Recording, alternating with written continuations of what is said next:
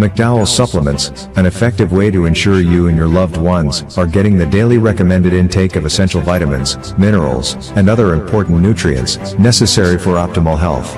Naturally, we carry an array of health and wellness supplements. McDowell's Immune Booster enhances your body's defense to fight colds and flu, boosts your immune system, prevents viruses and other airborne diseases. McDowell's Colon Cleanser prevents constipation, helps in removing toxins from the colon, detoxifies the body, and regulates your bowel movements. McDowell's Prostate Health prevent the enlargement of the prostate, improve urinary flow, and reduce frequent urination, especially at night. Moringa oleifera capsules are rich in minerals like calcium, potassium, zinc, magnesium, iron, and copper, vitamins like beta-carotene, vitamin A, vitamin B such as folic acid, vitamin C, D, and E. McDowell's Potassium Complex, used for treating and preventing low potassium levels, high blood pressure, preventing stroke, and aid in weight loss. McDowell's Triple Magnesium relaxes the muscles, relieves cramps and helps to control high blood pressure, improves sleep, and can calm the nerves. Magnesium is very important for the normal functioning of cells, nerves, muscles, bones, and the heart. McDowell's Ginger Turmeric helps to relieve pain, decrease nausea and enhance the immune function to help protect against illness and infection. Ginger turmeric has powerful anti-inflammatory properties and improves your circulation. Don't hold health back. Let health strike back. McDowell's, the better way to start your health. Visit Health Service Center, John Compton Highway, call 453-6417. Let your wellness be our stress. Live streaming has become one of the best ways to connect the funeral of a loved one with friends and family, both local and international. NBC Television will live stream your funerals on television and Facebook at a reasonable rate. With our state-of-the-art equipment, you can be assured that the quality of your funeral will be to your satisfaction. Call our office now and book your obituary and streaming with us. 758-453-7458.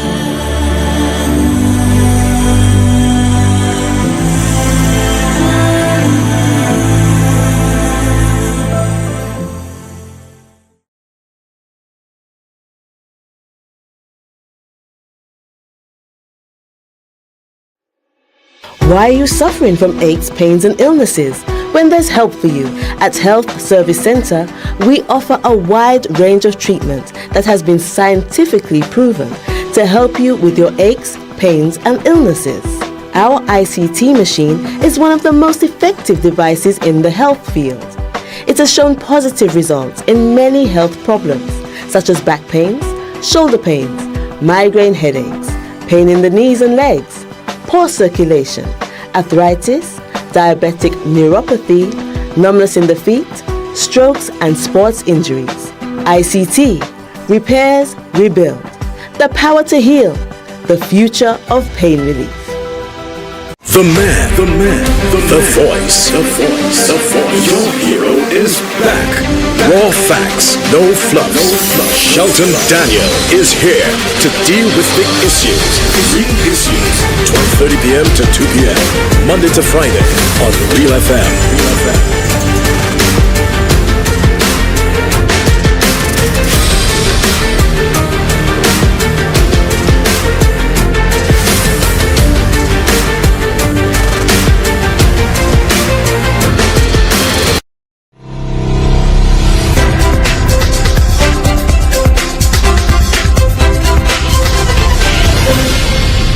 The man.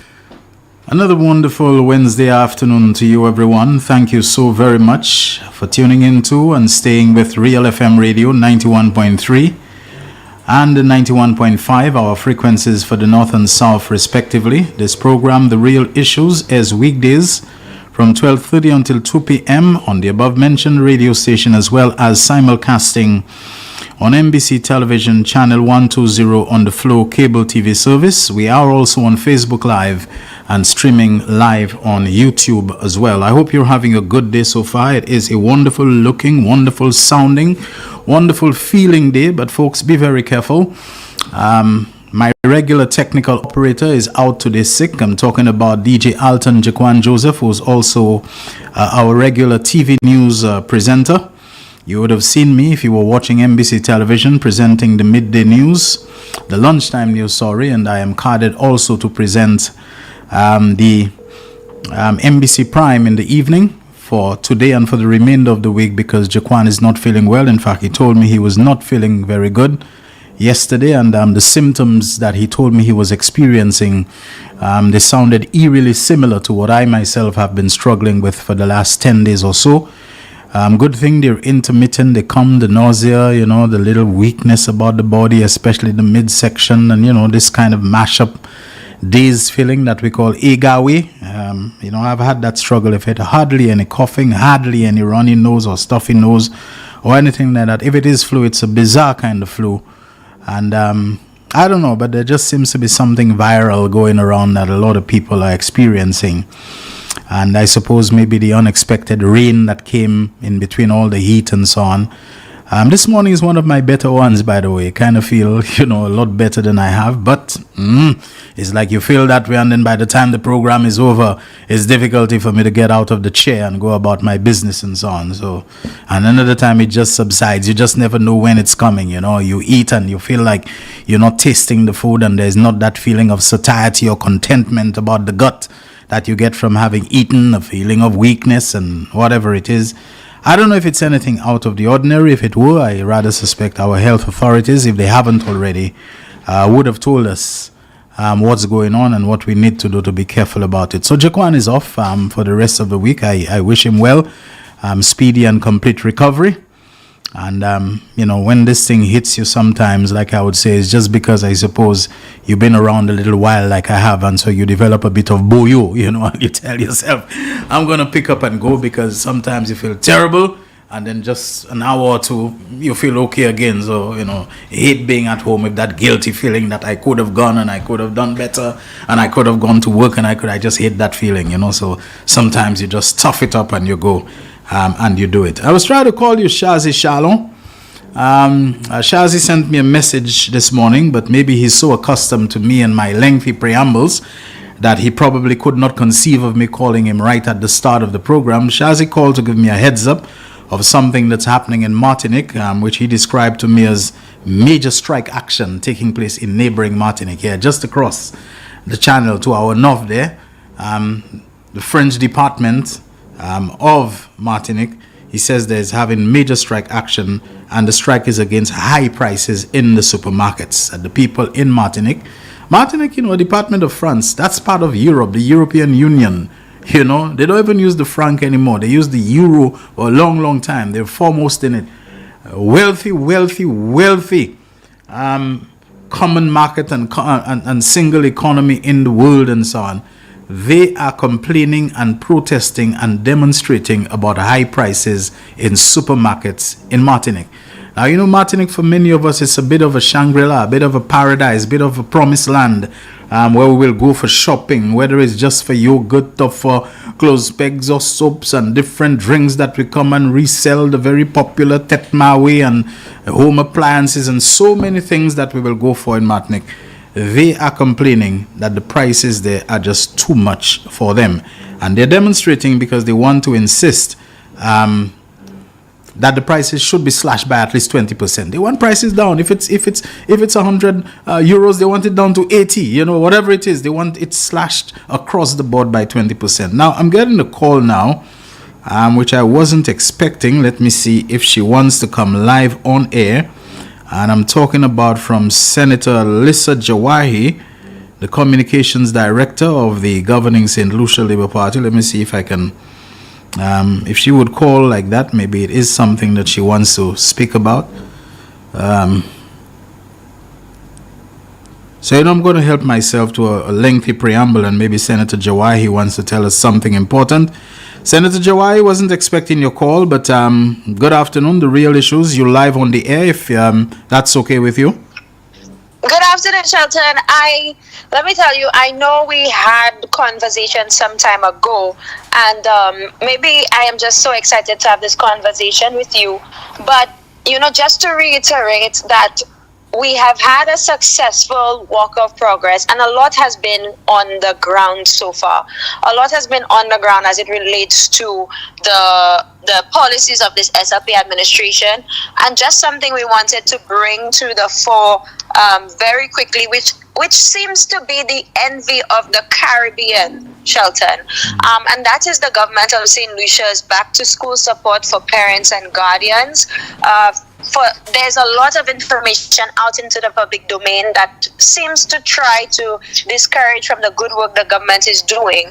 But when you have regional heads making jokes like, or regional organizations, including news outlets, making jokes like, we wish we could see this in St. Vincent, we wish we could see this in Grenada, I think it's something for us to be extremely proud of.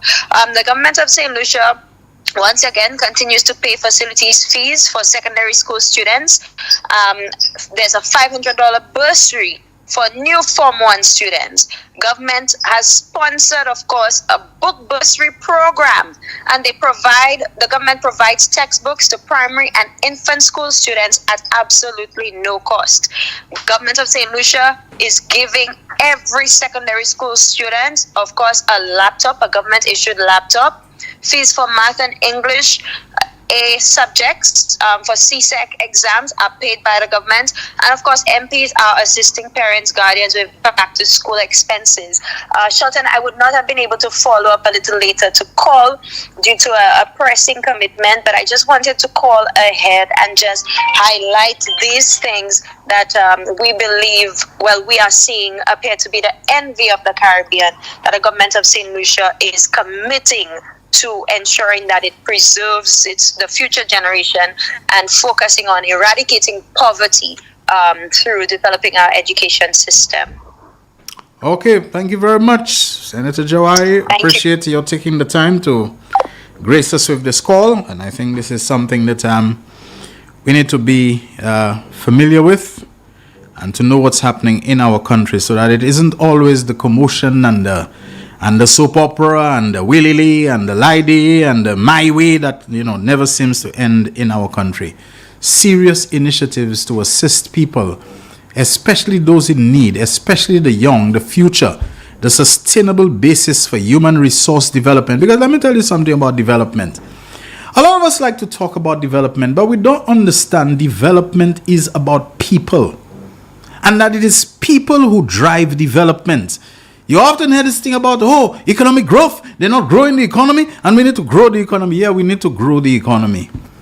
But there is something beyond economic growth that is even more important than just economic growth. There is something called economic development. Now, what is the difference between economic growth and economic development?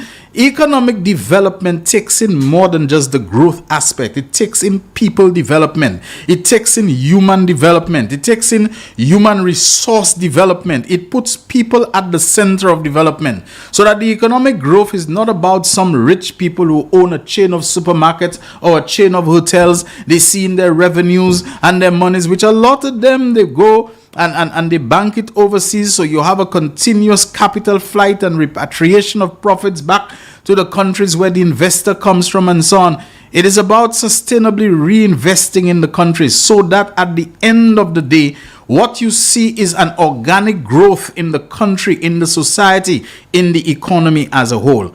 And when you want economic development as opposed to just economic growth, you invest in educating people. You invest in equipping them with certain skills, with certain, specializations and so on, so that the country is not always people who hold a waiter in their hand and bring drinks and go and serve people drinks on the beach and so on. You're not demeaning that. You're not decrying it.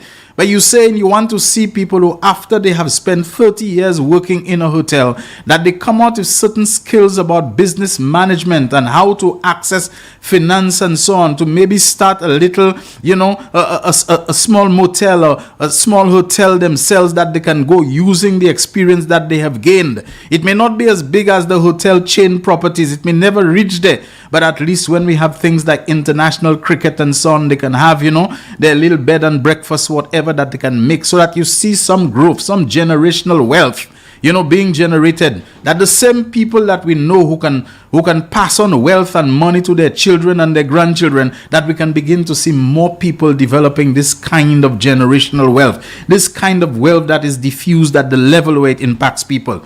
So, this is the kind of thing that we have to think about in the country, economic development. And you cannot develop a people if you don't give them a chance, if you don't give them an education, if you don't give them skills, if you don't give them, some kind of support and so on, because access to financing is one of the major hurdles that they face when you just come in new into business and you don't have, the reputation and the background of a certain type of name and so on to go and face the bank where they will, oh, so-and-so is your father, oh, you have no problem for that. Well, you don't have this kind of name and so on, but you have ideas, you have concepts, you have plans, you have a desire, you have commitment to do it and so on, but you need some hand holding in some areas, trying to get at least one university graduate per household in this country. These are the ideas behind them about economic development that goes beyond economic growth. I think we have a call on the line. Hi, good afternoon, Real Issues.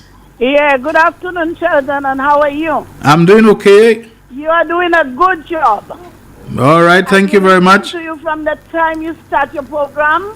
I am there, but today that's the first time I'm calling you.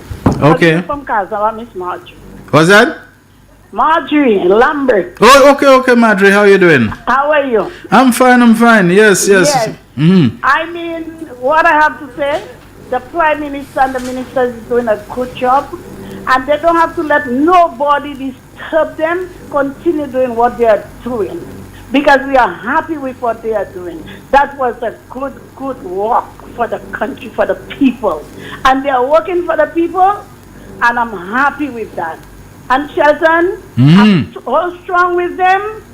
Everybody in St. Lucia, we have a good Prime Minister. The Prime Minister we have there. You remember there was something that was in PLRB?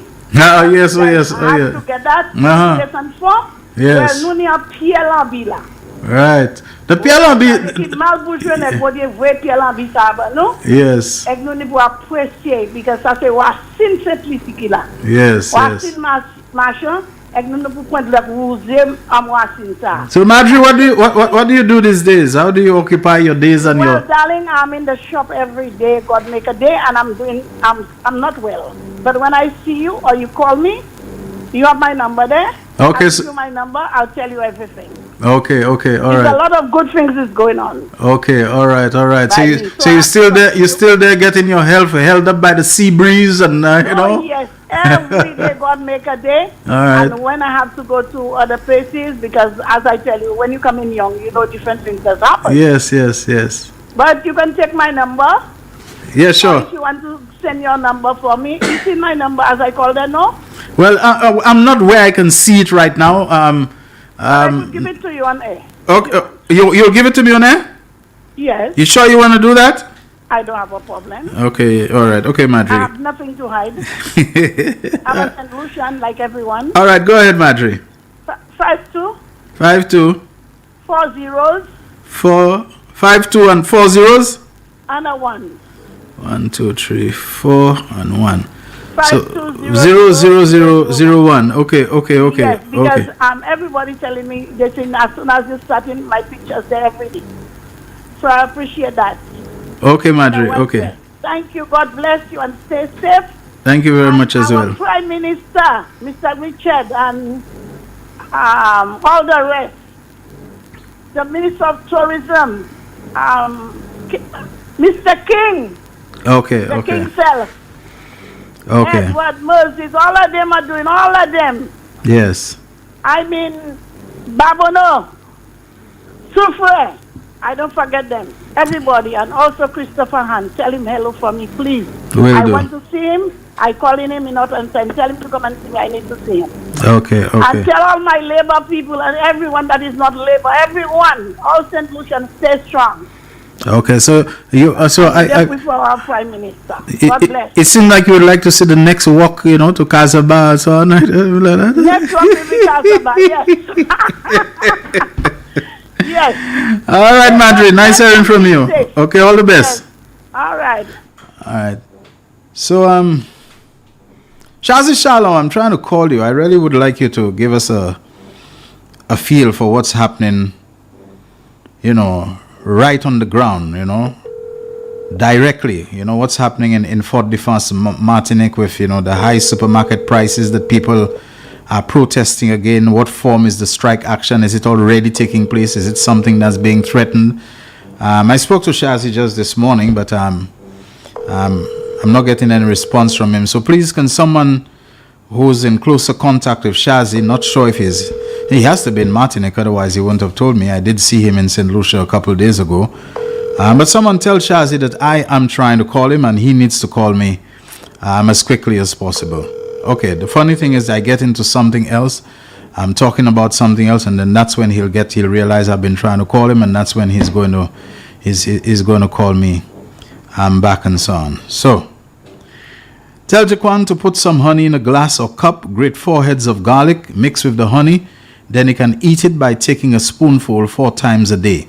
That killing running nose, flu, etc. It's the strongest antibiotic. So Jaquan, if you're able to listen, you're getting, people who are medicine masters and bushmasters and herbalists and all of that, But this one is a gentleman that I know. He's a cousin of mine. He says, let me repeat to you and to all else who may want to try it. I don't see any menace in that or what can be harmful there. To put some honey in a glass or cup, grate 4 heads of garlic, mix with the honey, then you can eat it. You can eat the garlic, the grated garlic in the honey by taking a spoonful 4 times a day. And he says that kills. I'm surprised it doesn't have anything like lemon or lime and so on. Usually when you have those kinds of medicines with honey or anything like that, you usually have to have a citrus in it. I know growing up, one of the things, I can't tell you whether it helped with flu or anything like that, but I know it was delicious. I couldn't have enough of it. It was a grapefruit with cod liver oil and honey, or cod liver oil and sugar. It was nice. I suspect good quality brown sugar back in those days. Don't know if it is the same or better quality now, where you would cut off the top of the grapefruit. You would use a knife to core it, to take out the center part, the core and the seeds and so on, and to basically dice the fleshy part of the grapefruit inside there. Put in a couple spoons of sugar and pour in some cod liver oil there. Those were the times where I didn't know the loose cod liver oil. There were no capsules at that time. Nobody was afraid of them, or if you were, I wasn't one of them. And cod liver oil with sugar or honey in grapefruit like that directly. Oh my goodness, this thing was great. I haven't done it for a long time. I guess we're spoiled now by cod liver oil capsules, but it was absolutely superb, and it is said that it kept you very healthy and so on. We used to get colds, but who cared about it? I mean, we could account for the colds and the flu and whatever we used to get, because bathing in the rain was a regular thing, running under the rain to play and so on. When the rain came out and you start on one end of the place, you end up way the other end, until when the rain was out and you had these flies, how they call it, betlapli we used to call them, but it was really termites, wood termites, the wood ants or pulbois and so on. Their nesting places becoming soaked and saturated. They had to find a way to how you'd say that, to evacuate where they were staying and so on. And then, they would be all over the place. So you knew it was over, that the rain was over, because once the betlapli come out, the lapli is done. So then you go in because there is no more rain to have fun in. All right, we have Shazi Shalom, it seems now. It's finally. Hey Shazi, how are you doing? Hey, hello. Good afternoon, Shelton. Yes, Shazi. Shazi, by the way, is our... Good afternoon, and good afternoon to your listeners as well. Yes, to those who don't already know, let me just tell them that you are the cultural attaché at the St. Lucia Consulate in Fort-de-France, Martinique. Yes. Shazi, just tell us what's going on. I'm very intrigued to hear about strike action or threat. Some time ago, I did mention it on the media that St. Lucia, that Martinique is heading for an imminent strike. Most people in St. Lucia know that when the French strike, they do so in solidarity with each other. And for some time now, they have been warning the unions. I've been warning the supermarkets and the business people and so on that they have a situation with the prices. They are complaining about the high prices in the supermarket, saying, for example, that they are a department of France, they are part of France, but yet still the prices in the supermarket are 40% higher than in France. When they did their calculation, they're saying that with a 20% reduction at the supermarkets, that the businesses will make ample profits. Which means they're not necessary for them to put those exorbitant prices on the people in Martinique, and they're saying that they're French, so that they should have an equal opportunity as those in France. So the strike starts on the 1st of September, and it will continue until they get satisfaction. Wow. So, Shazi, as someone who is familiar with both societies, St. Lucia and Martinique, you having ancestry and parentage in both countries and having lived in and worked in both of them and so on, did you yourself get a sense that, hey, things are getting steep here in Martinique, the kind of prices that I am witnessing, I'm experiencing? Did you get that feeling? Compared to what Martiniquans were accustomed to, the prices went up tremendously. And I think that business people all around the world are taking advantage of the situation, for example, the pandemic and all of that, to recoup money that they lost and so on during those periods. And another point that the people in Martinique are saying is that those business entities get a lot of financing and support from the French government. And also that as far as Martinique is concerned, being a department of France, there are a number of goods that don't even attract duties. Okay. Or very, very low duties, because it's like transferring goods from one part of a country to another part of a country. So they don't know why those prices are so high. So they're complaining because, I have 4 sisters, and I don't live in Paris, and I can't even count the number of cousins and nieces and all that I have. So I hear them compare the prices all the time when they come on vacation and so on, and they see what they pay for a particular item here and what they pay for it in France. So they're making those comparisons. So people know that, they know the differences. So they are, as I said, complaining. So that strike would affect St. Lucia in some way or the other. The last time there was a huge strike in Martinique, we benefited. We could benefit as well, because if the place is locked down, in no time the supermarkets are going to be empty. And what is going to happen is that they're going to come home to shop. The last time I saw them buy gas tanks and everything else. You know what I'm saying? But we are hoping that the price, that they win that battle, because if they do so, it will also mean that the stuff that we import from Martinique would also be cheaper for solutions. Okay. Now, Shazi, you said that the strike will take effect from the 1st of September. If the demands are met, and I suppose there'll be means of calculating it and so on. Is it that okay? At the very end of August, the authorities do something, they slash the prices by 20%, which to me, I don't know much it can be challenging to across the board slash prices like that and so on. Are there specific areas that if it is slashed, but not every single area that will accept it? If it's food, that's putting pressure on them, food items. But other items and so on, what really is the place where compromises can be made? While they are striking across the board, food prices is the main issue. Okay. And they are united. They're united in their approach to the strike. So it isn't like one sector is pitching against the other. So they're united. They are striking on a united front. And so the results would always be across the board for them, you know what I'm saying? So, but as I said, if the satisfaction is met as far as the price that the supermarkets are concerned, I'm pretty sure that they will be able to also negotiate on other products and so. But Martinique has a much bigger issue. But I don't really want to get into right now. But it has to do with the fact that you have a minority of business people that really control the economy. So that's another problem that they are trying to also deal with. It is not something that's going to happen in this strike, but it's an ongoing discussion. And hopefully that Martinique would benefit from it, because what is happening, Shelton, you have a country that had a population of over 400,000 people. The population now is down to 375,000 people. Why? Because a lot of young people are leaving when they get employment, or when they get when they finish their studies. Most of them would migrate to France and so on and look for a better life, because the job situation here in Martinique is a little, it's challenging to a certain extent.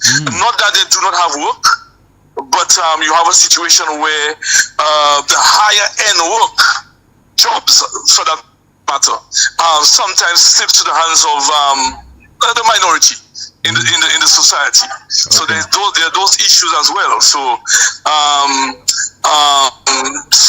Martinique is losing big time, and the local government is trying their best. They have come up with a number of programs where they encourage Martiniquans to return home, giving them a certain amount of rent that will be paid for them, and so on and so on, and training for jobs and all of that. So this is a really a complex issue.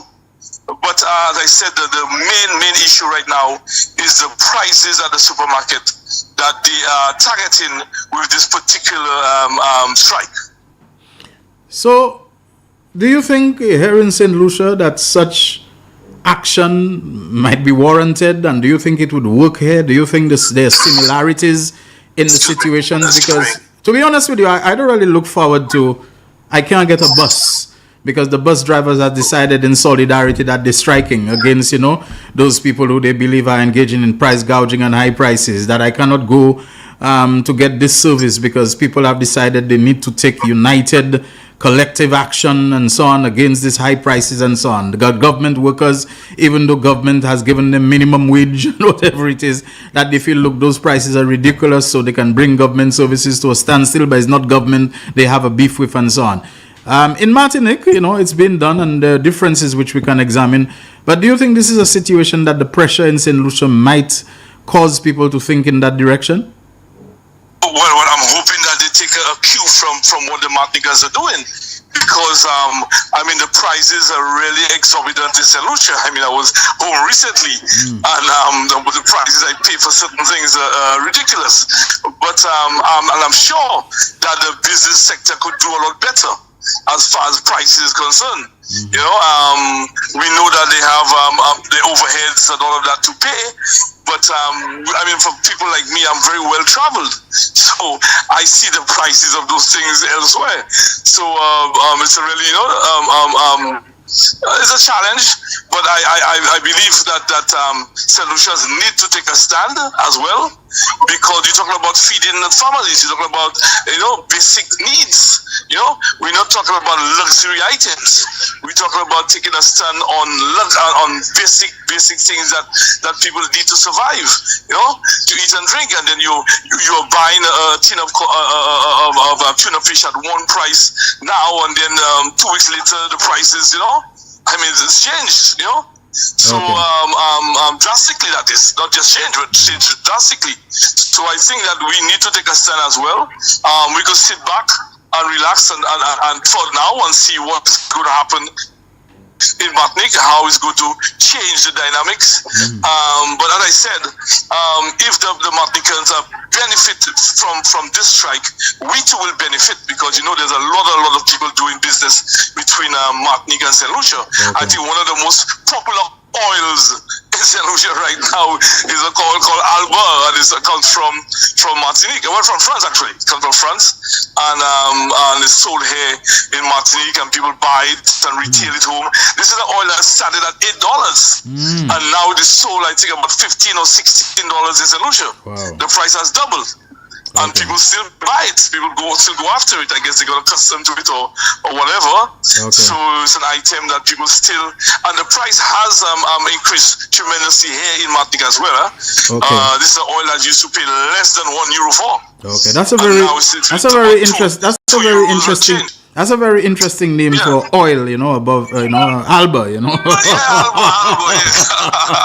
But Shazi, finally, we have to go. We have to go for a break. But finally, let me just ask you this: don't tell the Martinicans that I said so, But there is a feeling that maybe people in Martinique, they are pampered, they are sheltered by the welfare states, and it's said that France has one of the best organized and developed welfare states. That the state does its best to shield and to protect people from the most, harsher sides of economic life and so on. And that it is because the Martinicans have become accustomed to this kind of state subsidy and cushioning and so on, that they are inclined to and they can afford to take this kind of protest reaction against high prices and so on, because facing the realities of the market, bare as it is and so on, is not something they're accustomed to.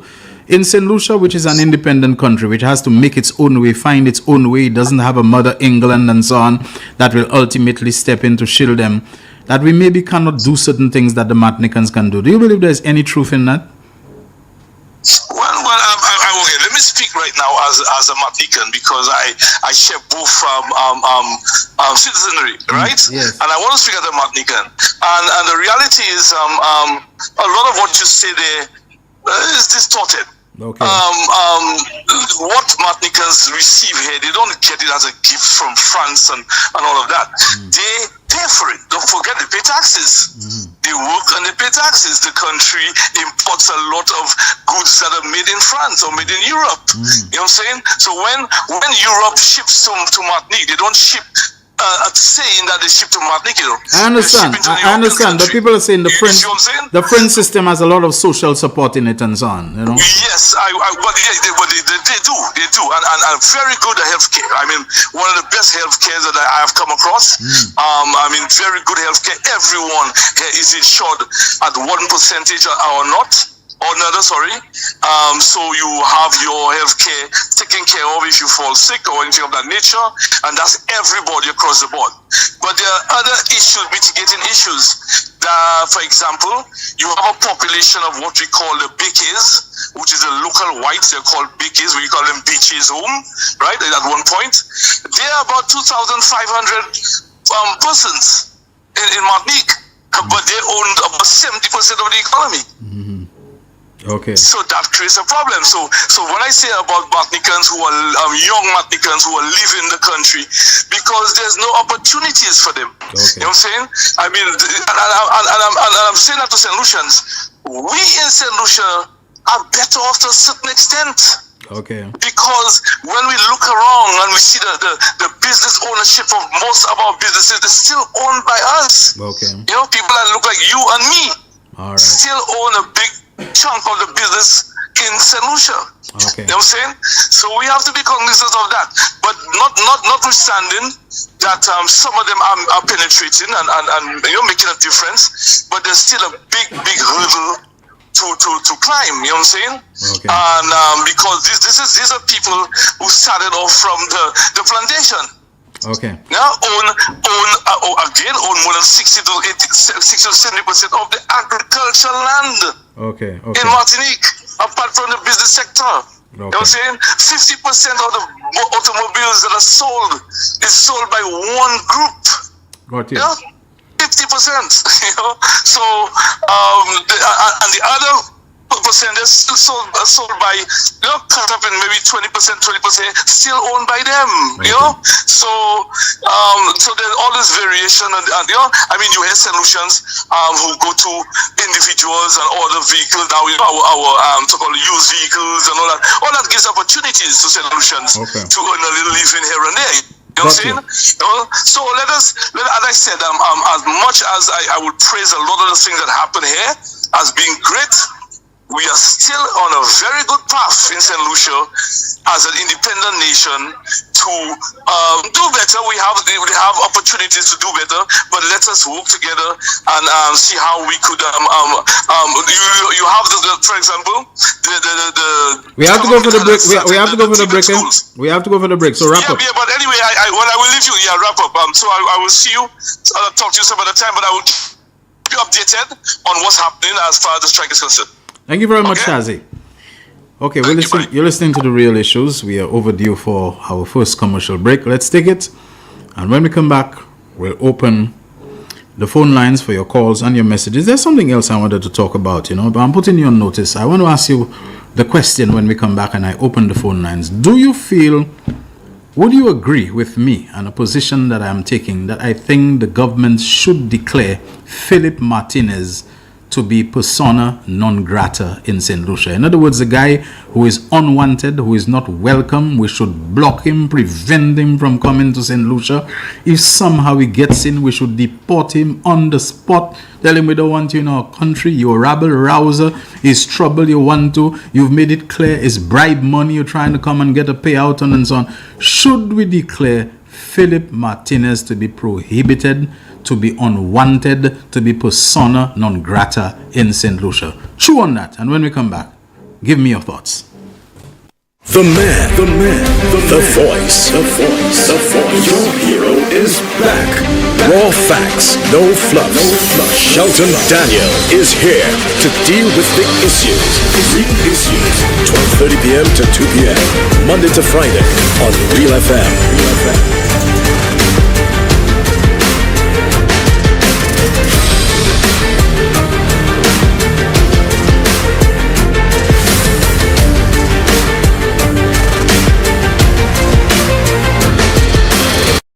It is well known that diseases like diabetes, high blood pressure, and other illnesses may restrict blood flow, which can lead to impotence and erectile dysfunction. This is why Enhance was formulated to meet these challenging health problems, which can reduce your ability to perform. If you're having problems maintaining your manhood, then reclaim your manhood today with Enhance. Enhance increases your energy level, boosts your stamina, and increases your endurance. You can get your Enhance at Southwell VA4, Restorer Pharmacy Soufre, Knights Med Miku, Lay by Bar The Morn, Dexter's Place Jeremy Street Castries, Citygate Bar The City opposite the market, Plants Place Denry Highway, Arlette Supermarket Soufre, The Release Stress Bar Labrie Highway, Cool Joint Bar Victoria Schwazel, Prios Bus Stop 22, next to the Moshi Bus Stop opposite the Grosile Bus Stop. Prios Bar and Grill in Corinth, Grosile. Enhance, the best a man can get. Live streaming has become one of the best ways to connect the funeral of a loved one with friends and family, both local and international. NBC Television will live stream your funerals on television and Facebook at a reasonable rate. With our state-of-the-art equipment, you can be assured that the quality of your funeral will be to your satisfaction. Call our office now and book your obituary and streaming with us. 758-453-7458.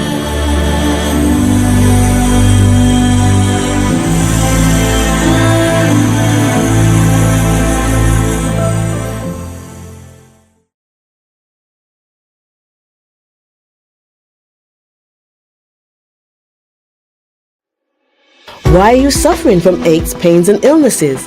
When there's help for you.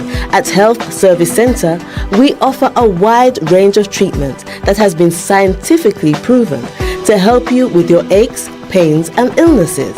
Our ICT machine is one of the most effective devices in the health field.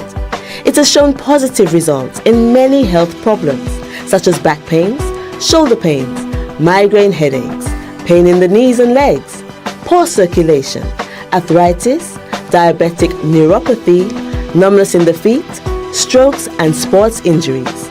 ICT, repairs, rebuild. The power to heal, the future of pain relief. The voice. Your hero is back. Raw facts, no fluff. Shelton Daniel is here to deal with the issues. Real issues. 12:30 p.m. to 2 p.m. Monday to Friday on Real FM.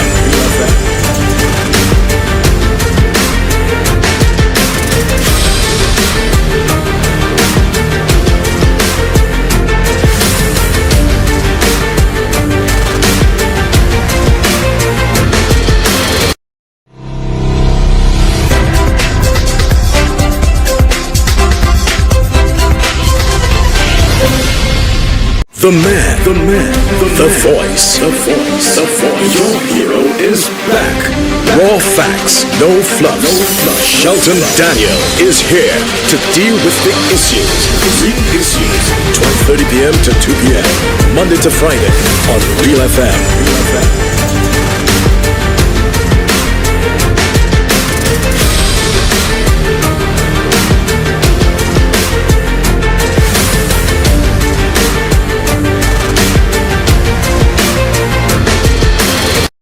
It is well known that diseases like diabetes, high blood pressure, and other illnesses may restrict blood flow, which can lead to impotence and erectile dysfunction.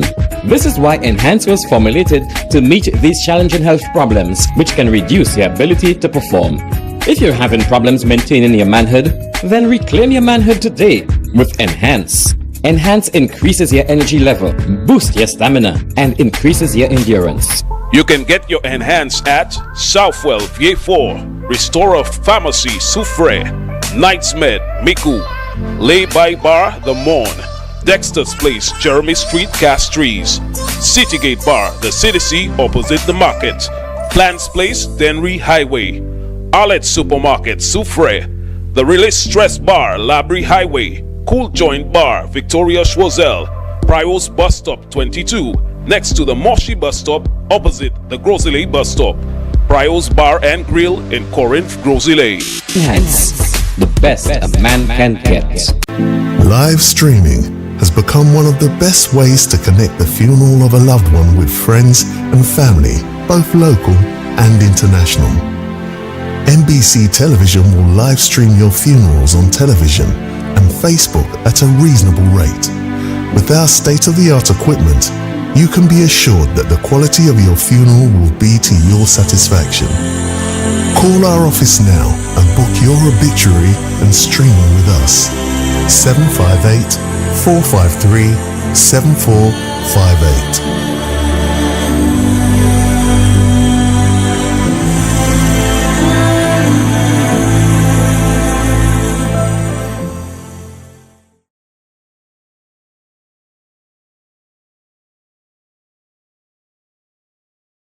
The man, the voice. Your hero is back. Raw facts, no fluff. Shelton Daniel is here to deal with the issues. Real issues. 12:30 p.m. to 2 p.m.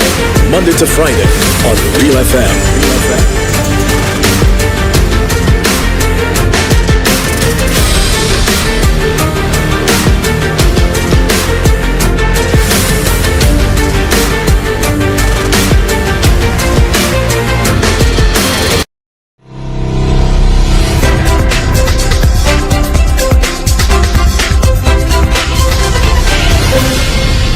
The man.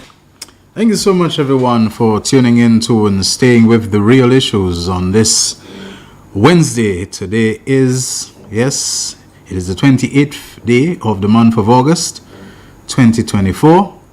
And as I promised before the break, I'll be opening the phone lines for your calls. You heard what Shazi Shalom had to say about protests being planned in Martinique, as people say they can no longer bear the high supermarket prices, especially the price of food, food items. So that's really bothering them, and they will go on strike from the 1st of September if something is not done. They are demanding a 20% across the board slash in supermarket prices. And I asked you the question, do you believe that Philip Martinez should be blocked from entering St. Lucia? He should be declared persona non grata. Good afternoon to you, sir. How are you, my friend? Doing okay. How about you? Yeah, cool as the wind blows. Cool and easy as the wind blows.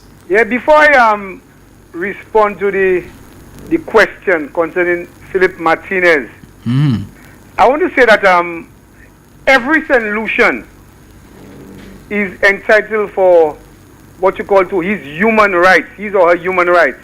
And one of the human rights that we are entitled to is that we have the right to be affiliated with any political party that we choose. Am I right? And our rights are enshrined in the Constitution. Am I right on that?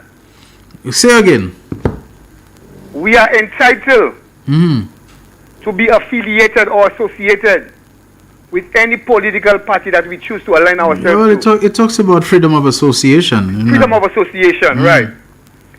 Shelton, I find of late Alison Jean and her husband Bertram Jean have been viciously attacked.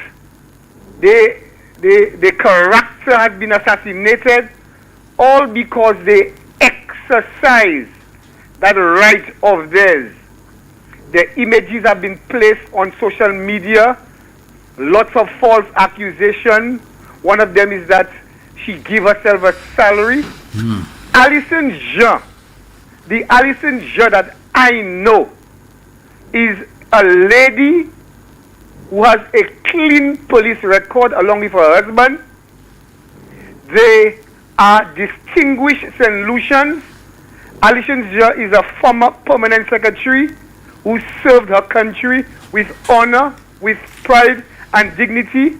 And during her reign, you haven't heard her name mentioned in any evil, any corruption, any fraud whatsoever. Alison Jean is a strong woman, and she's involved in humanitarian services where she has a foundation in the name of her son who was brutally murdered by a racist cop. So this is who Alison Jean is. The Jean family, Alison Jean family, they may not be wealthy people, but they are people who are dignified, and they should be entitled to exercise that human right of theirs to be associated with any political party that they choose.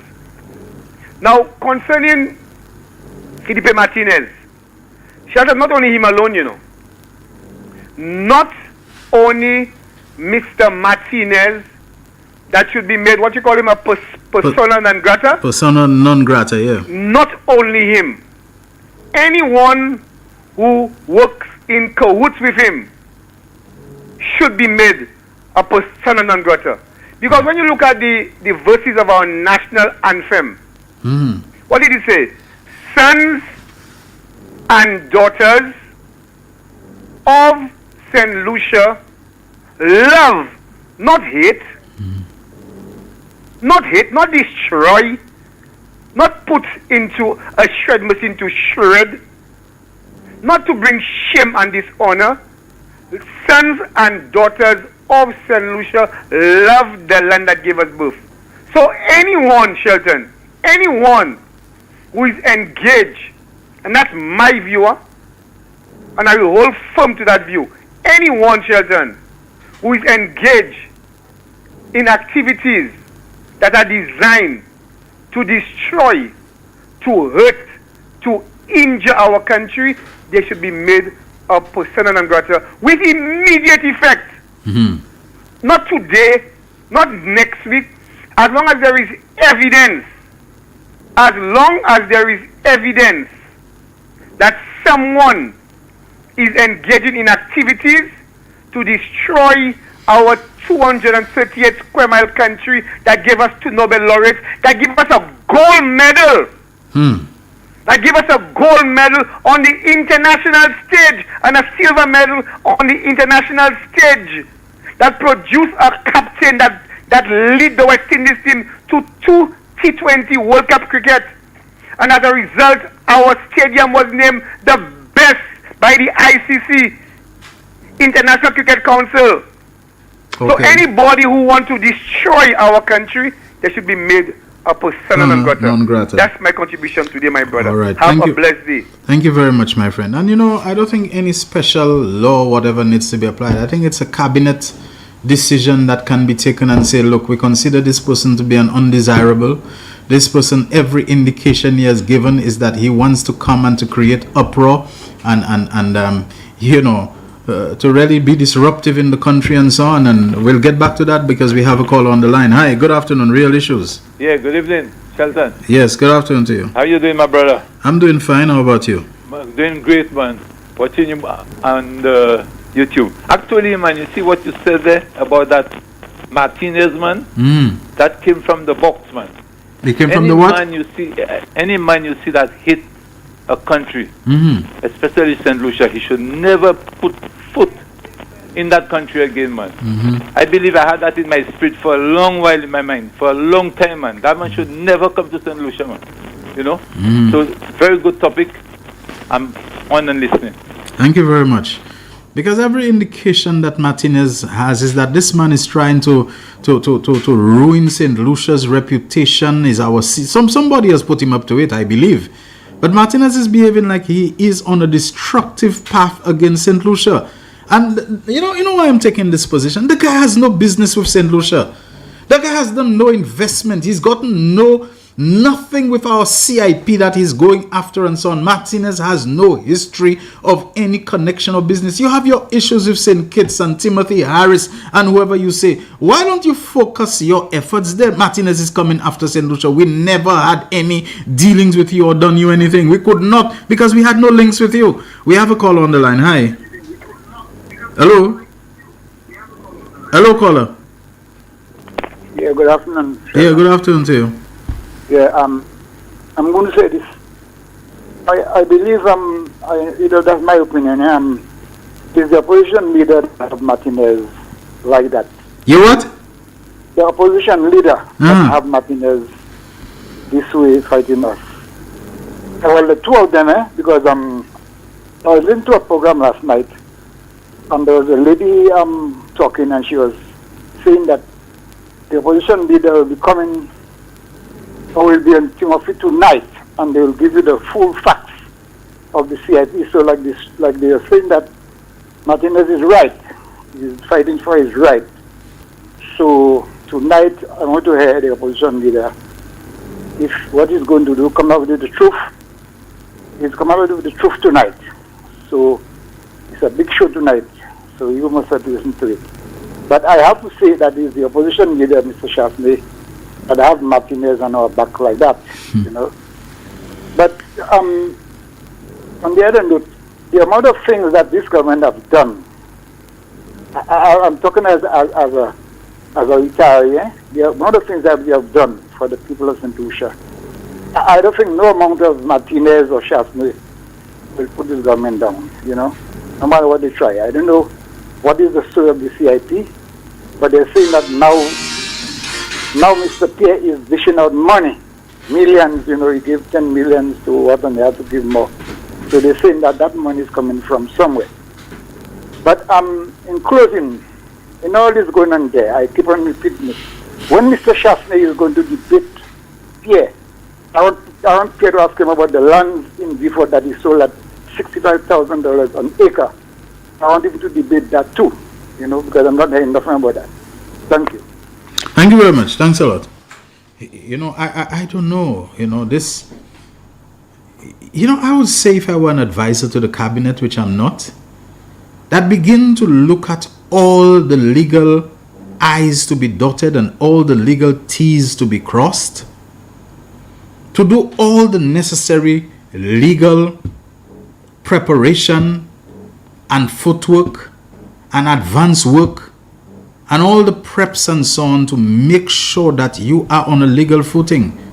Get in touch on the diplomatic front with the U.S. Embassy, with the State Department, and to, you know, begin to lay that, look, this is not an action being taken capriciously against an American, but there is an American who has decided he is going to sue elements of the St. Lucia state apparatus, because that is what the CIP or CIU is and so on.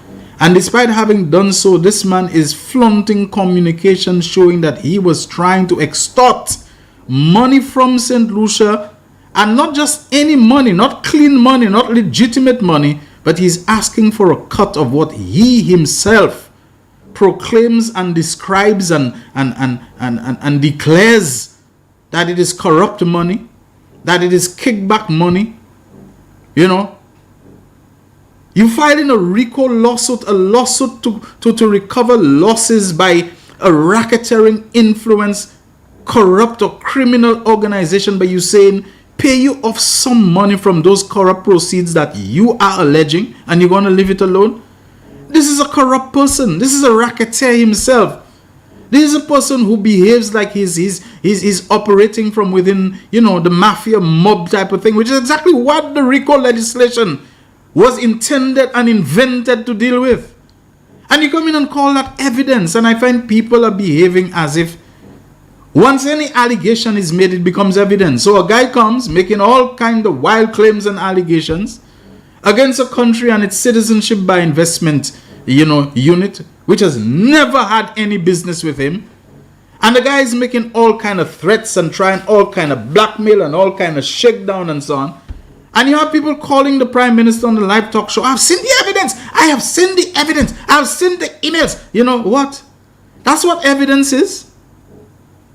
That is the bar where it is set for you in terms of evidence. Somebody come and make some kind of wild allegation.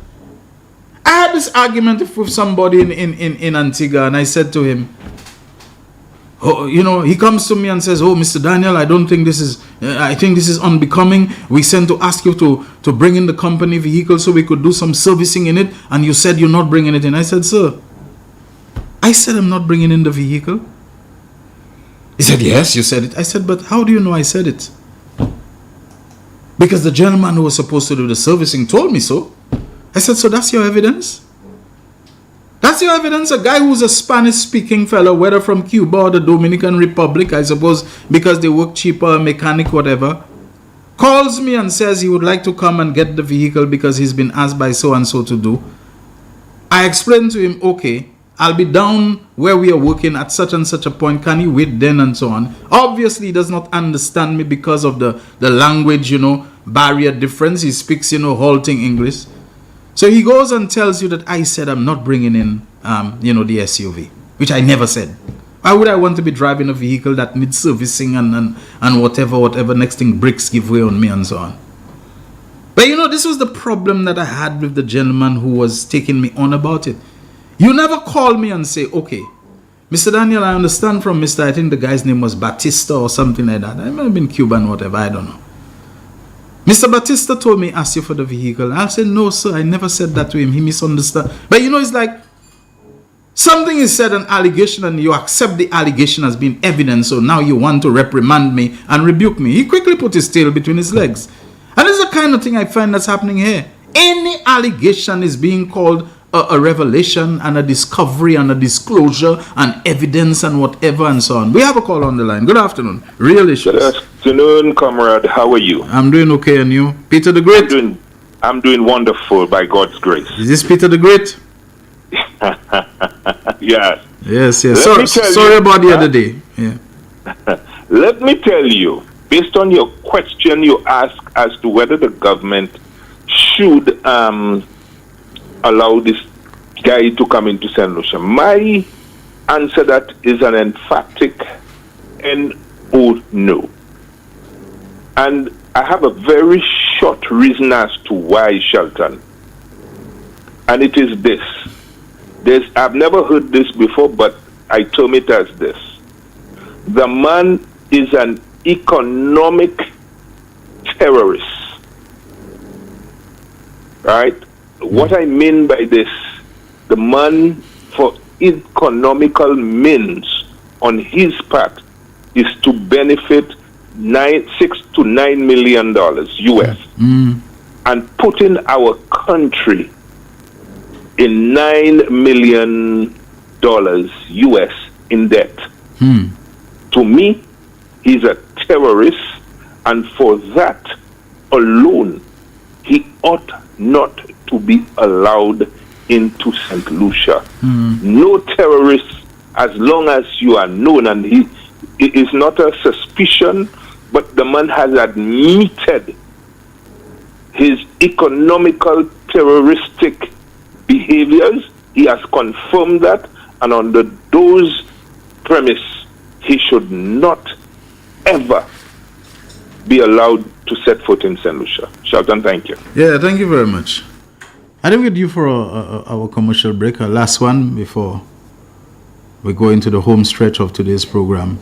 So let's take it, and when we come back, we'll talk a bit more about that. This is The Real Issues. The man, the voice. Your hero is back. Raw facts, no fluff. Shelton Daniel is here to deal with the issues. Real issues. 12:30 p.m. to 2 p.m. Monday to Friday on Real FM.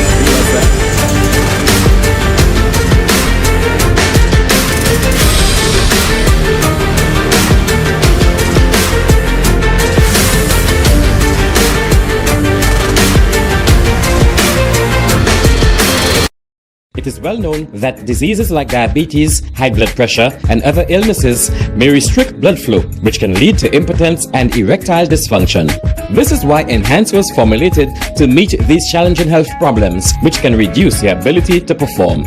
If you're having problems maintaining your manhood, then reclaim your manhood today with Enhance. Enhance increases your energy level, boosts your stamina, and increases your endurance. You can get your Enhance at Southwell VA4, Restorer Pharmacy Soufre, Knights Med Miku, Lay by Bar The Morn, Dexter's Place Jeremy Street Castries, Citygate Bar The CDC opposite the market, Plants Place Denry Highway, Arlette Supermarket Soufre, The Release Stress Bar Labrie Highway, Cool Joint Bar Victoria Schwazel, Prios Bus Stop 22, next to the Moshi Bus Stop opposite the Grosile Bus Stop. Prios Bar and Grill in Corinth, Grosile. Enhance, the best a man can get. Live streaming has become one of the best ways to connect the funeral of a loved one with friends and family, both local and international. NBC Television will live stream your funerals on television and Facebook at a reasonable rate. With our state-of-the-art equipment, you can be assured that the quality of your funeral will be to your satisfaction. Call our office now and book your obituary and streaming with us. 758-453-7458.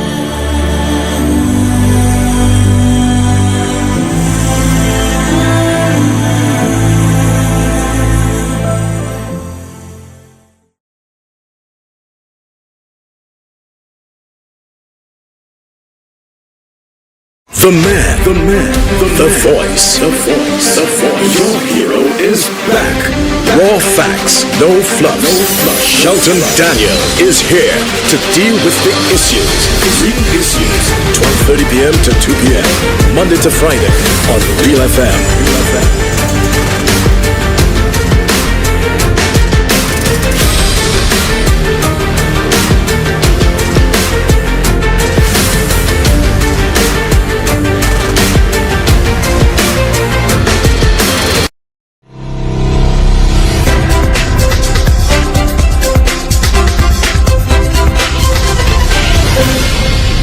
The man. Hello, Shelton. This Martinez guy should not be allowed in this country. You remember the David England law? And thank you very much. I do not want us to emulate or to hold this up as being some kind of signal case and you know, that we want to follow and be guided by it. I think it was one of the most shameful and disgraceful, you know, chapters and periods in our lives, this whole David England saga, where an Englishman and his wife who had been doing business in St. Lucia for how many years, they had Noah's Arcade, you know, the man's name was David England and his wife was Jean England. English people, you know, but they were close to George Odlum. You know, there were people you might consider to be, you know, on the radical side, and you know, I don't know if a hippie, whatever it is, type of folks and so on, but they were very much into the arts and culture and theater and literature and that kind of thing, you know, associating with people. So maybe this is one of the things which gravitated them towards, you know, like I said, they look like people from the counterculture movement of the 60s, you know, kind of hippie type people and so on. I could have been wrong about them, but they look like gentle souls.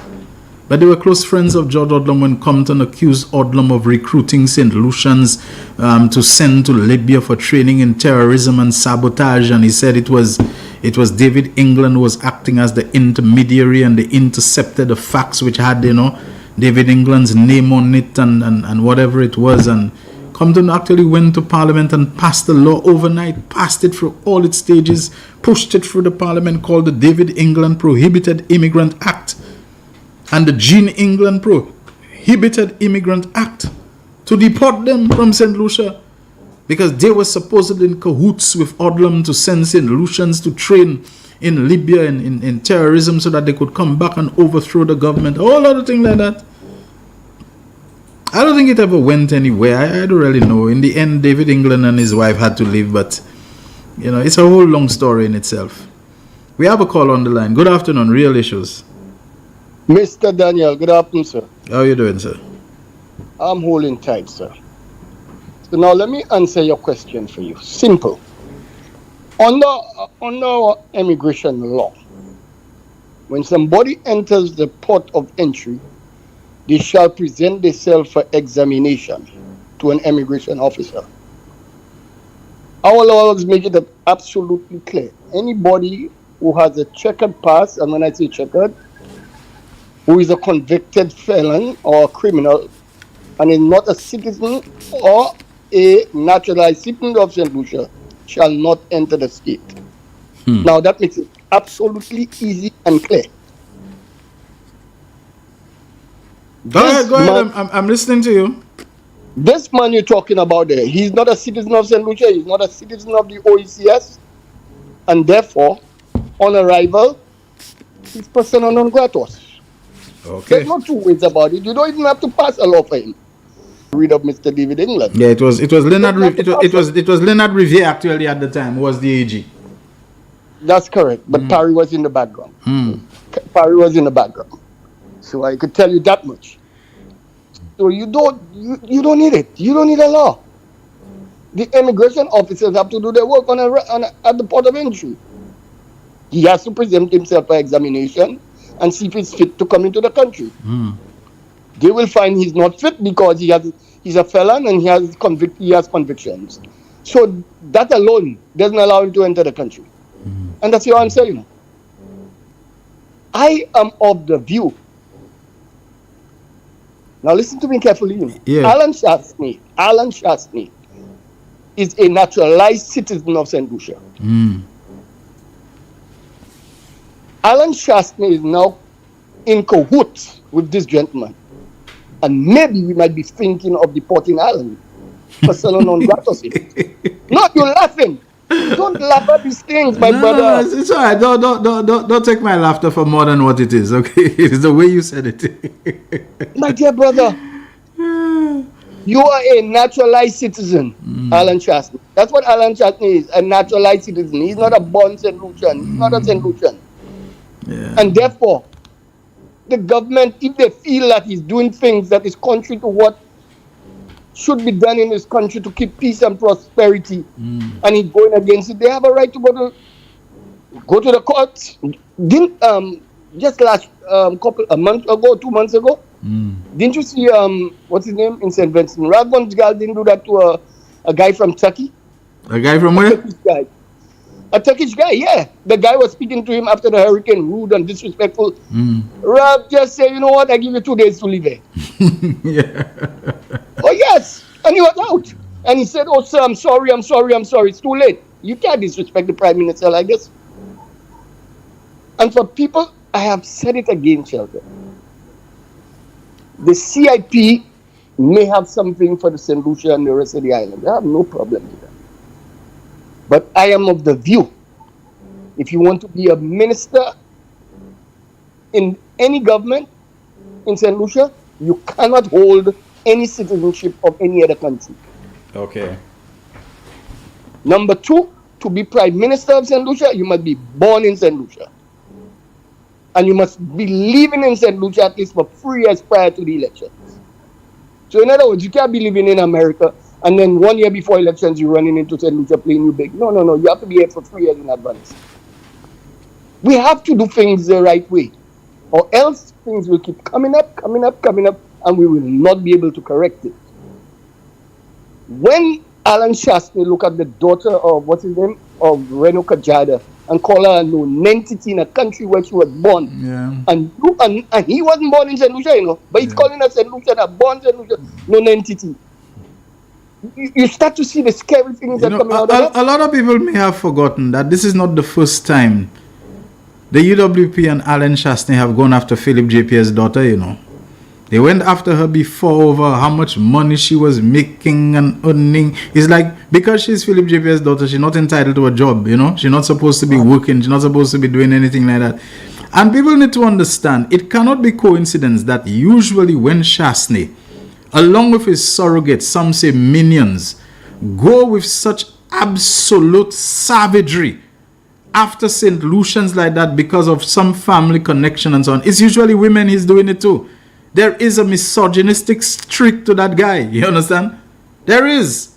And when you see women who believe that it is their most glorified and glorious mission in life to be insulting and cussing out and denigrating people, they need to ask themselves whether Shastney deploying them to such a deplorable purpose, whether it demonstrates any level of respect that he has for them, that this is the kind of, you know, assignment and task that he's giving to them, which really sounds like setting pigs to labourer. You know, you're putting them to go and to labourer and to churn up and to make the place look ugly, and you believe you're so glorified in doing that. But anyway, sorry to interrupt you. Go ahead. No, but you're okay. You're fine. And that's my contribution for the day. I was listening to you, Kevin. All right. Thank you very much. Thank you very much. Okay, you know, bye-bye. I don't have to be any David England law. It don't have to be any of that. People brought up Rick Wynn's wife, then wife. Well, I don't know that she's then wife. As far as I know, they're still married and so on, you know. She was not yet May Wynn. Her name was, I think, Sabag or Sabah, something, some Arabic name. May Molika Sabah was her name. She was Rick Wynn's girlfriend and business partner. And because Compton had a falling out with Rick Wynn, he wanted to deport her. I think they had to short circuit that by getting married quick. So that when the police, SSU, whatever showed up, they were able to flash their marriage certificate so they couldn't proceed with it. You know. The lady had been working in St. Lucia, investing for years, you know. They wanted to get rid of her. I may not have all the fine details, you know, right at my fingertips, but generally that's correct. St. Lucians had their passports confiscated. You know, you don't do that, summarily confiscate somebody's passport, you know, especially a national, a native, a born St. Lucia, just take their passport because of a say-so, with no evidence, no investigation that they're planning to travel to Libya and so on. Was Libya a prohibited country to travel to? I don't recall we ever had that. We have a call on the line. Good afternoon. Yeah, good afternoon, brother. How are you doing? We must not forget that Stokely Carmichael was a Trinidadian. And he was made persona non grata by the Trinidadian government. So if Alan Shastney insists on... Was he Trinidadian or was he Grenadian? Trinidadian. You sure Stokely was not born in Grenada? Nope, Trinidadian. Okay, alright. Right? So, Alan Shastney, if he insists on tagging up with this Martinez guy to destroy the country, he is not a born St. Lucian. So, I see nothing wrong in declaring him persona non grata. Okay. So, along with Martinez. And that's nothing difficult to do. Okay, my brother. All right, thank you very much. All right, yeah, Stokely Carmichael was born in Trinidad. That's true. He called himself Kwame Turi. A long checkered history, eh? Yeah. Stokely Carmichael, remember that guy. I just find it strange to declare somebody persona non grata in the country of their birth. To me, it's tantamount to exiling the person, eh? And I don't know that the world looks too well upon exiling people and so on. But maybe he had already renounced his Trinidad and Tobago citizenship or whatever at the time. Someone sends a message saying CLR James was also declared persona non grata in Trinidad. So it seems to have been a lot of that. We have a call on the line. Good afternoon. Real Issues. Hello. Good afternoon, Shelton. Hi, good afternoon to you. I am calling to tell you that I'm in concurrence with your statement. I believe that Martinez should never set foot on this soil. I also believe, and I've been thinking and saying, that so also should the former Prime Minister, and as well the short one that referred to Dr. Anthony as a racist, the one that said stuff about Mwepri, the one that thinks is a solution, but it's not a solution. And if all they can do is sow seeds of discord in this country, they should all be declared persona non grata, not be given the ability to run for public office in this country. They need to stop disrespecting us. They need to know that they have a responsibility. They need us. We don't need them. Because without us, they would have never become. And what we need now is St. Lucians to look after everybody. If they can live in harmony with us, we're good with them. But if all they can push is disharmony, we don't need them. Not one, not two, and not the other. And most certainly not Philip Martin Hayes. Bye-bye. All right, thank you very much. The Prime Minister should not be debating the loo anywhere. All debates must take place in the Parliament. The loo must stay in the House and do the job he's being paid to do. What's he really doing? You know, leaving St. Lucia to go and meet with Martinez in Washington? What? He believes he can influence the outcome of the US elections or something? That he can do some batting for his friend Donald Trump to turn the tide in his favor and so on? Is that what it's about? He has to go and meet with Martinez? That's the crash courses that Alan Chasney takes. That's how he tries to improve himself as a politician to be more effective in St. Lucia, to go and meet with Martinez and so on, and to hear the evidence that Martinez has and so on. All of a sudden, everything about the UWP is Martinez. You know, it's like Martinez is the one who shapes the outlook and the thinking, who becomes the gauge and the barometer of UWP's grasp of everything and the understanding of, this is just so laughable. A guy who's bringing a RICO lawsuit, Racketeering Influence Corrupt Organizations Act lawsuit. It allows you as a private person to bring a civil action if you think that some RICO setup, some mafia thing has caused you loss, that you can recover the losses and get compensation up to 3 times what you have lost. You don't have to come and prove that they are RICO once they have already been convicted. In other words, to go after someone for RICO, recovery of losses and so on, it must be that the organization you're targeting has already been found to be a RICO, a racketeering influence corrupt organization. You can't go and sue St. Lucia CIP, in a U.S. court for RICO compensation and recovery of losses when there's nothing in the U.S. criminal prosecution system or public prosecution system, whether at state or federal level, that has already determined. If civil lawsuit on the RICO is not where it is, the discovery is made or the determination is made or the conviction of RICO is secured. The conviction and the determination and the declaration that it is RICO must already have been a settled matter in the criminal prosecution.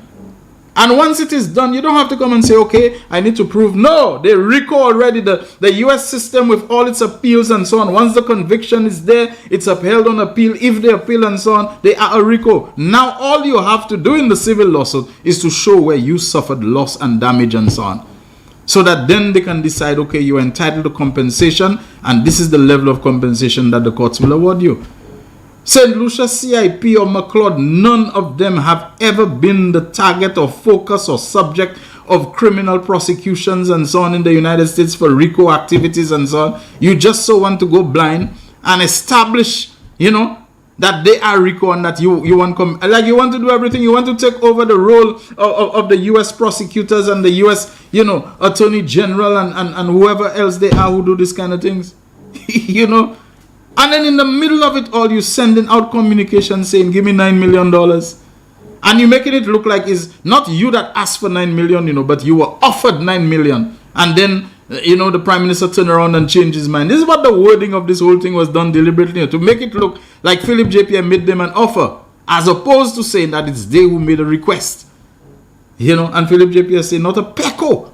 Not a peco. So now you come in and publicizing it to come and try to, you know, such a person is a racketeer himself. How you could be seeking to bring a case for racketeering against somebody when you engaging in a pattern of racketeering behavior and activity yourself? Because this is extortion. Give me money and give me money from some of the crookedness that you got. I know you got money from, you know, crooked money. So give me some of the crooked money and I'll leave that alone. That's what you're going to go and say to a court? That the reason I'm here today is because I try to get those fellas, you know, to come to a deal with me. You know, that part of the, you know, the crooked money that they have, that they share some with me, and I would have left them alone. You want to go and say that to a judge? Good luck to you. But what I would say is such a person should not be setting foot in this country. They might try to bring him here the same way they tried to bring, what was his name, Jufali's wife. They try, you know. They tried before the 2016 election to bring Christina, what's her name, Christina Fernandez, to bring Jufali's wife, to persuade her to come down to St. Lucia so that she could muddy the water for the election, you know, to say how Jufali was trying to hide his money with St. Lucia so that he didn't settle equitably and fairly with her in divorce. They tried all that thing, but, you know, apparently she wasn't interested. You know, the woman is super rich, you know. What can you offer? We have a call on the line. Good afternoon, Real Issues. Yeah, Shelton, good afternoon. Hello. I mean, look, you had maybe 3 callers about. Speak up a bit, I'm having you kind of breaking. Yeah, I said, hold on. I said you had a caller, I think maybe 3 callers back, who was making a point with respect to the customs and how one enters one's country and the criminal aspect of it if you've been convicted of. But let me say, but what is now? If there is a law like that, Sheldon, and perhaps that's a subject we may have to focus on a bit more. If they have those laws, why is it they are not being enforced? Why is it a gentleman who all intention is to bring down the government is not even qualified to enter this country and is allowed to come in this country? But I don't think we have any evidence or proof that he has been here, that he has come, or that he intends to come. Well, I want to get it again from the gentleman what he was saying with respect to if you've been convicted. I was listening, but not totally. I didn't grasp everything. The question I ask is whether Philip Martinez should be allowed to set foot in St. Lucia. But that's the point I'm making. And he was quoting some regulations with respect to that. And you now was talking about David England, because I mean, equally, if you have an alien who's coming to your country and making statements, because today statement people make is global, international. The difference between England and Martinez is that England had a history in St. Lucia. He had been living in St. Lucia. But that is it. And that is it. Martinez has never had any history. I don't know if he's even ever been here.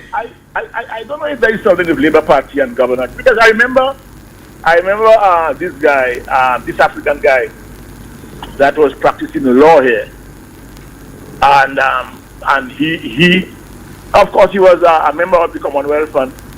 It seems to me Kenny Anthony couldn't get him out, and Kenny was looking for all legality.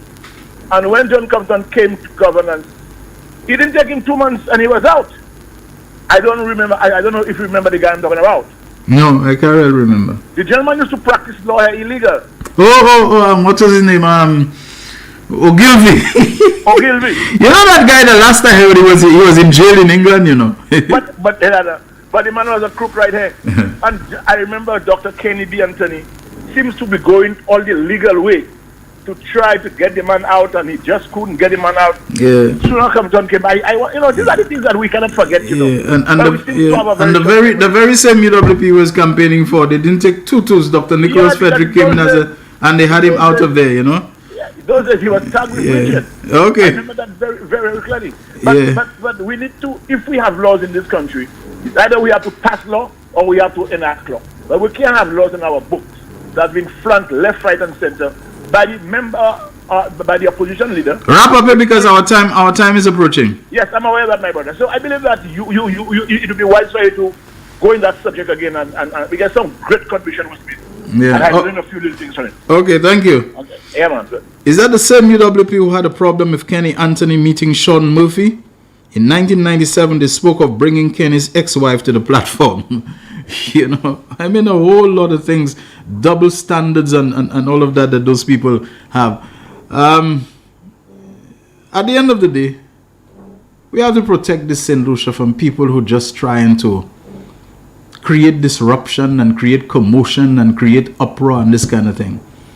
I'm telling you, they had plans to see if they could have brought down Jufali's ex-wife and so on to, you know, muddy the waters and embarrass people and all of that. But I don't think she was really too interested. The woman's a highty-tighty, sophisticated and so on. And, you know, a lot of the things that they wanted to make, she didn't have time for that, you know. She was the kind of person who turned up her nose at the foolishness that was going on here and so on. She wanted the best deal that she could get, money and so on, from a super rich Saudi billionaire. And, you know, I heard them talking now about, oh, how come the Diabetes Research Center that Jufali was supposedly promised never happened? Never, because the government changed.